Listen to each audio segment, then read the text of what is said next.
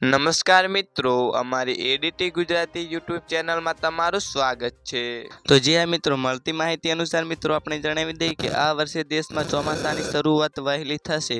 ગુજરાતમાં ક્યારે પહોંચશે ચોમાસું? તો જી હા મિત્રો, સૂત્રો કે અનુસાર જણાવતા મિત્રો ભારતમાં આ વર્ષે ચોમાસું તેની સામાન્ય તારીખ કરતાં વહેલું બેસે તેવી શક્યતા છે।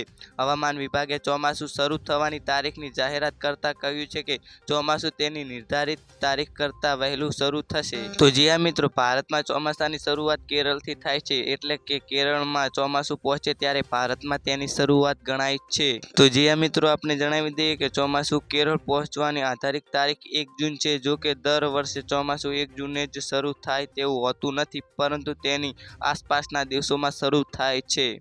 જી હા મિત્રો, આજના માટે આટલું જ। મિત્રો, અમારી ચેનલમાં નવા હોય તો અમારી ચેનલને લાઇક, શેર અને સબસ્ક્રાઈબ કરી લેજો। ધન્યવાદ।